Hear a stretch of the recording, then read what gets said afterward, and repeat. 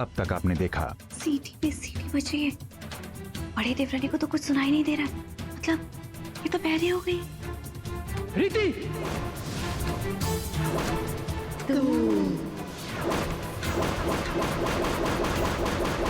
रीति,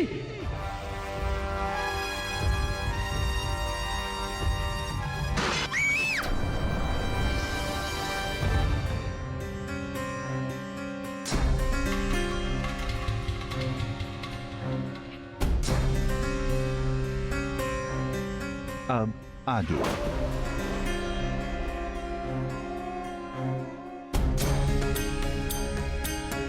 दीदी बहू ठीक तो हो ना?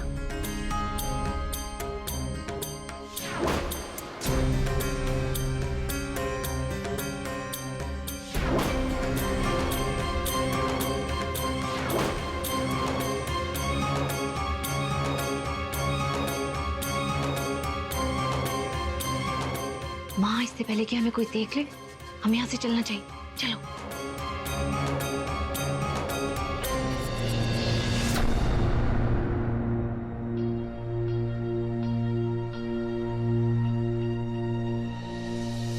प्रीति, तुम ठीक तो हो ना?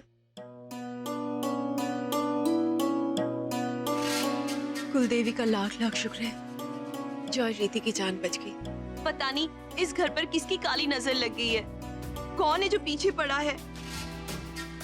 अब इन लोगों को क्या पता कि रीति बहू पर समधन की काली नजर पड़ी है।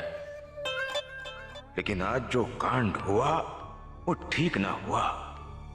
मारे को समधन जी से बात तो करनी पड़ेगी। रीति बहू, कहीं जली वली तो नहीं ना? ये तो अच्छा हुआ कि हम दोनों पड़ोस में ना गए थे मासा के साथ, वरना हमें पता ही नहीं चलता कि क्या हुआ है। ये जो कुछ भी हुआ उसमें जीजा जी के बड़े भाई साहब की गलती है। अरे दिमाग खराब हुआ है थारा, मारी कौन सी गलती है इसमें? जीजी, आपको पता है हमारे सामने काम वाली ने 2 बार शिकायत की कि कुकर की सीटी बदलवा दो, कुकर की सीटी बदलवा दो, मगर नहीं, जीजा जी के बड़े भाई साहब कहाँ सुनते हैं, उन्होंने नहीं बदलवाई। अरे कुछ ना पता होना तो ना बोला कर। कुकर की सीटी खराब न थी, अरे सीटी तो खूब बजी, लेकिन सुनने वाला ना सुने तो उसकी गलती। कुकर बेचारा तो गला फाड़ फाड़ कर चिल्ला रहा था, लेकिन सीताराम बियानी की चोरी कान में रुई डालकर वहां खड़ी थी। मैं गलत बोलूं तो पूछ लो इसी से।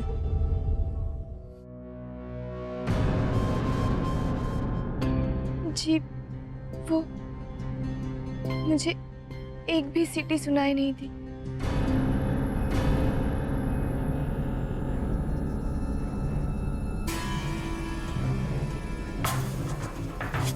पता नहीं मुझे क्या हो गया था। तुम तो रसोई में काम कर रही थी, फिर भी तुम्हें कुकर की सीटी सुनाई नहीं दी? भाई ये कैसे हो सकता है? पता नहीं पापा कब सीटी बजती रही और प्रेशर की वजह से कब कुकर फट गया, मुझे कुछ पता नहीं चला।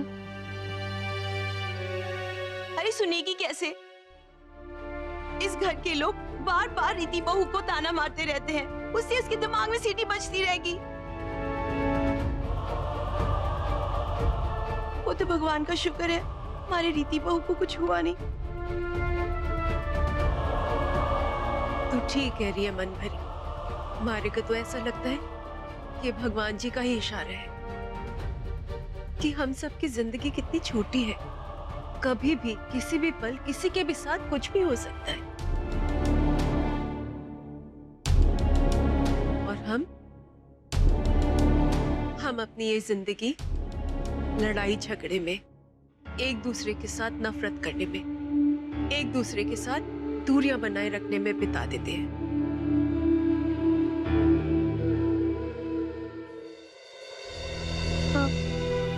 रीति बहू, तू एक काम कर, तुम्हारे साथ हमारे कमरे में चल, आराम कर, चल। अरे नहीं नहीं, वो वहां क्यों जाएगी? रीति हमारे साथ हमारे कमरे में जाएगी। चल रीति। लो जी, यहाँ तो खींच मच गई। बहू एक, ले जाने वाले दो।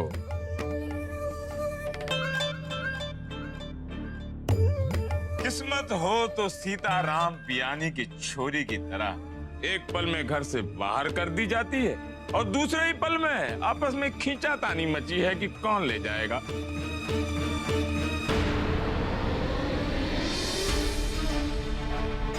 कौशल्या, तू क्यों चुप है? तू भी रीति बहू को खींच ले, शायद थारे साथ चल दे। चलो देखते हैं रीति बहू अब किसके साथ जाती है।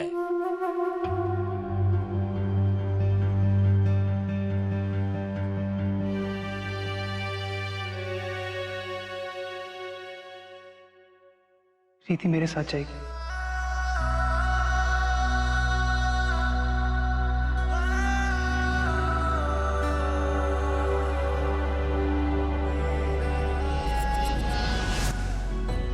मुझे रीति से कुछ बातें करनी है।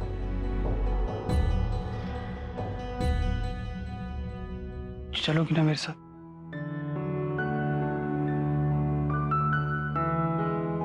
हमारे कमरे में।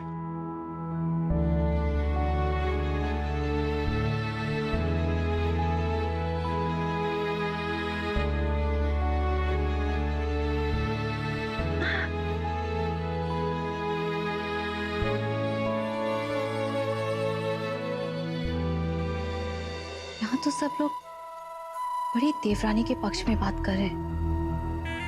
मुझे माँ से जाके बात करनी होगी।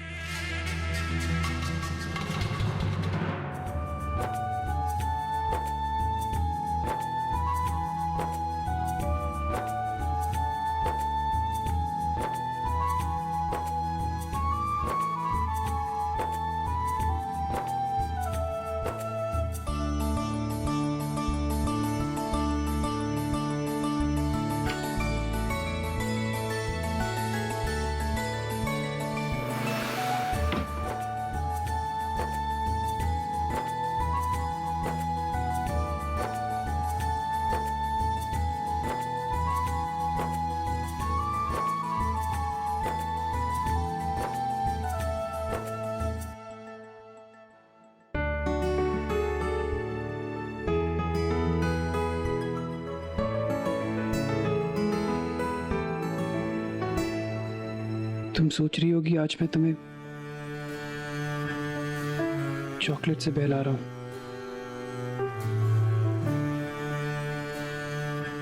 आई एम सॉरी, मेरे पास वक्त नहीं था।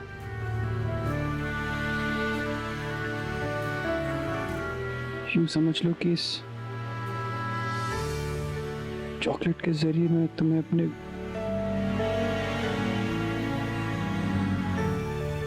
दिल की बात बताना चाह रहा हूं। मुझे समझ में नहीं आ रहा है कि तुम जो कुछ भी कह रहे हो ये सच है या जादू। ये सच है रीति।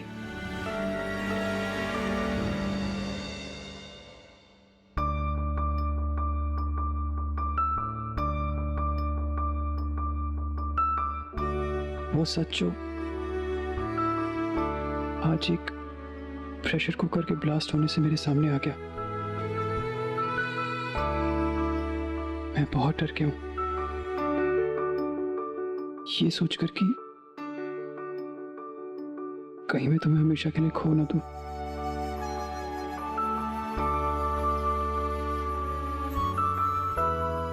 मैं मानता हूं कि हमारे बीच में चीजें ठीक नहीं है, लेकिन उसके बावजूद आज मुझे यह एहसास हो गया है कि मैं तुम्हें अपने से दूर जाते हुए नहीं देख सकता।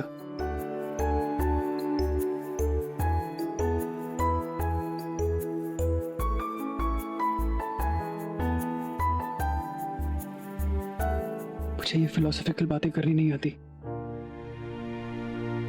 ना ही दुनियादारी की समझ है। आज तक मेरे जो दिल में आया मैंने वही किया। कभी तुम पे गुस्सा आया तो चिल्ला दिया, कभी कोई चीज नहीं अच्छी लगी तो बाहर जाने को बोल दिया। लेकिन आज मैं वाकई बहुत डर गया हूं। मेरी समझ में आ गया है कि जिंदगी और मौत के बीच में बहुत पतली सी लकीर है। तो फिर हम जब घिसट घिसट के क्यों जिए?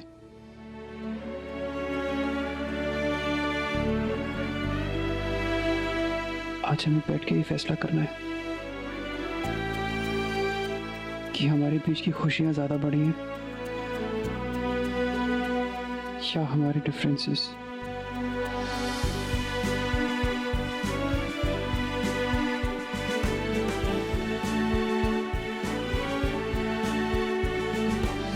क्या हुआ? तुम चुप क्यों खड़ी हो?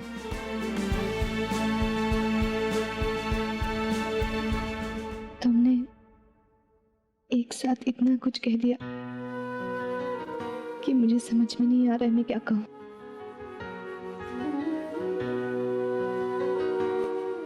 Thanks for this gesture.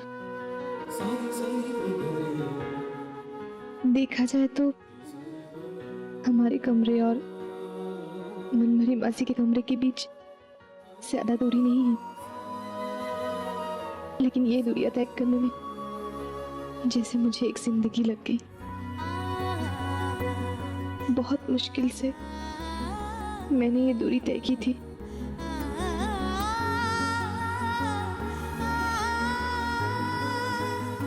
मुझे पता है कि तुम जो कुछ भी कर रहे हो पूरे दिल से कर रहे हो, पूरे सच्चाई से कर रहे हो। लेकिन मैं इंसान हूं, कोई चीज नहीं कि जब मन हो उठाकर वहां से यहां रख दिया और जब मन हो यहां से वहां। Please don't take it otherwise. लेकिन मुझे थोड़ा वक्त चाहिए, मुझे सोचने दो। मैं अगर इस कमरे में वापस आऊंगी, खुले दिल से आऊंगी, अपने अंदर का गुस्सा, नाराजगी सब कुछ छोड़कर आऊंगी एक नई जिंदगी जीने। मैं अपनी मर्जी से आऊंगी, सर ऊंचा करके, ना कि सिर्फ इसलिए तुमने मुझे बुलाया है।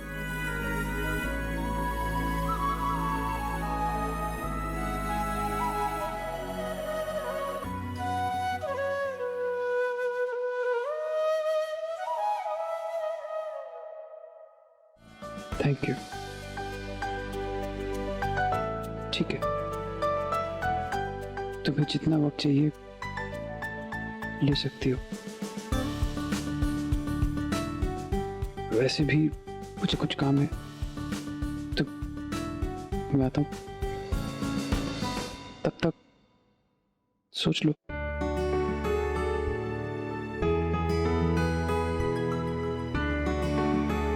सुनो,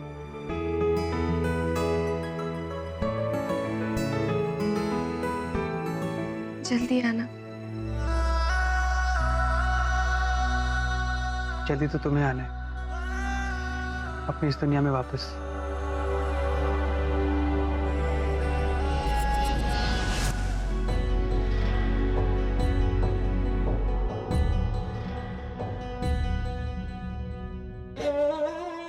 जब तक मेरे सवालों का जवाब नहीं मिलता मैं यहाँ से नहीं हटूंगी। हट धर्म पर भैरवी भाभी आ गई तो तुझे आना होगा। माँ, माँ जवाब दो, माँ, जवाब दो मुझे। माँ शांत हो जाओ, जवाब दो, शांत हो जाओ। जिस फोटो पे मैं हार पहनाना चाहती थी उससे मैं कैसे हारी? जवाब दो माँ, जवाब दो मुझे, जवाब दो। माँ हार जीत की बात छोड़ो, पहले अपने बचने की सोचो। घर में हंगामा मचा हुआ है, सब लोग यही पूछ रहे हैं कि ये हुआ कैसे। मुझे तो बहुत डर लग रहा है माँ। मुझे जवाब चाहिए। माँ, रीति बची तो बची कैसे? मुझे जवाब चाहिए। माँ शांत हो जाओ, शांत हो जाओ। जवाब चाहिए माँ, मुझे जवाब, शांत हो जाओ माँ, शांत हो जाओ। मुझे जवाब चाहिए, माँ जवाब चाहिए मुझे। अरे क्या हुआ समधन जी को? पापा देखिए ना, माँ की तबीयत खराब हो गई और डॉक्टर के पास भी नहीं जा रही है। समधन जी, अगर 5 मिनट के लिए अपना आप ये सर हिलाना बंद करो तो मैं एक बात कहूँ। माँ शांत हो जाओ। पुलिस में रिपोर्ट ना हो ये भी प्रार्थना कर लो देवी जी से।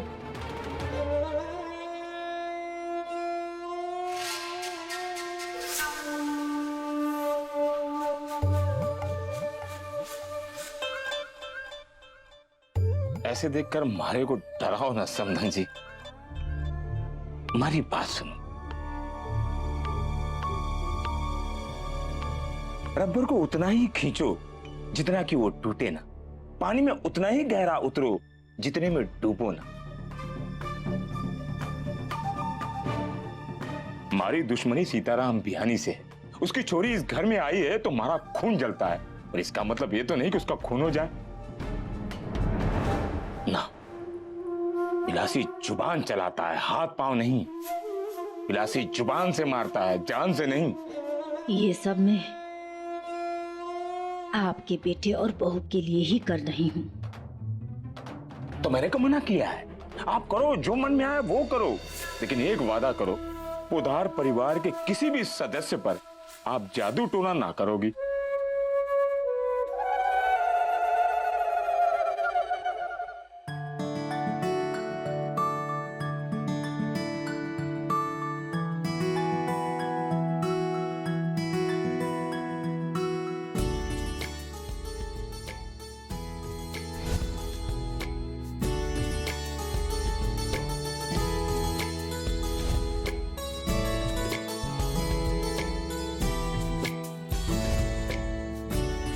मुझे तुम्हारी हेल्प चाहिए। ठीक है, अगर हेल्प चाहिए तो रिक्वेस्ट करो, ऐसे जबरदस्ती नहीं। मुझे तुम्हारी हेल्प चाहिए प्लीज। हाँ, प्लीज। ये हुई ना बात। तुम्हें बेड चाहिए, ले लो। अलमारी चाहिए, ले लो। जब से आई हो बेड अलमारी, बेड अलमारी। अरे रख लो ऐसा कुछ तुम। आज से इस तरफ की अलमारी मेरी। अरे छोड़ो इसको, लैपटॉप छोड़ो मेरा, लैपटॉप छोड़ो मेरा। प्रीति,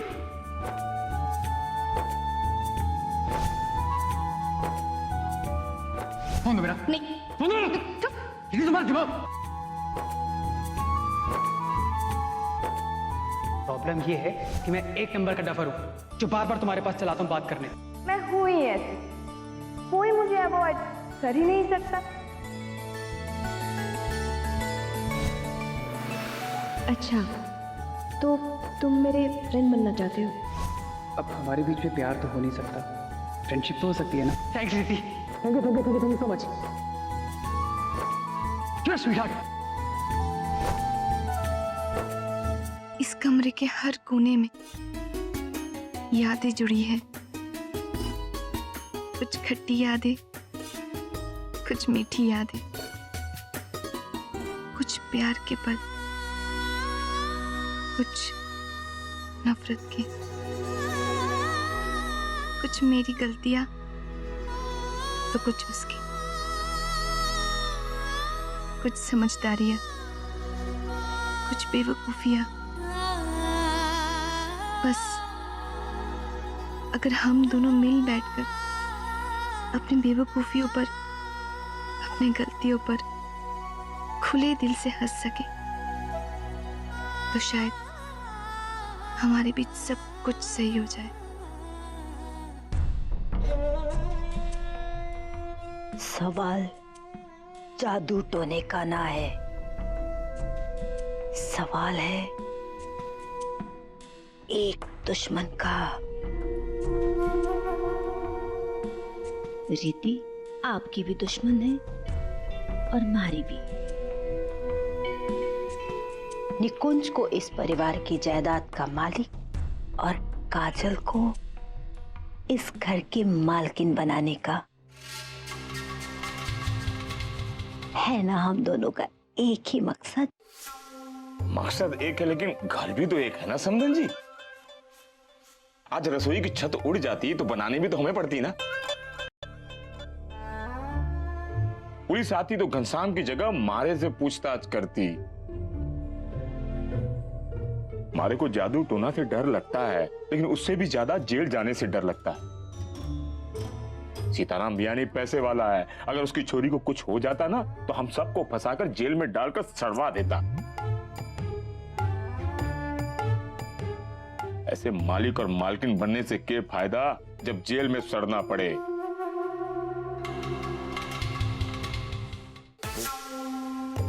आपने वो कहावत सुनी है समधन जी, हिंग लगे ना फिटकरी और रंग आए चोखा। तो कोई आप ऐसी चाल चलो ना कि रीति बहू खुद ब खुद हमेशा के लिए इस घर से निकल जाए। समधन जी 1 और 1 11 होते हैं, बराबर। अगर समधन जी और बिलासी मिल जाएं तो 1001 हो जाएंगे। बोलो, हमारा साथ आप निभाओगे रीति को यहां से निकालने में?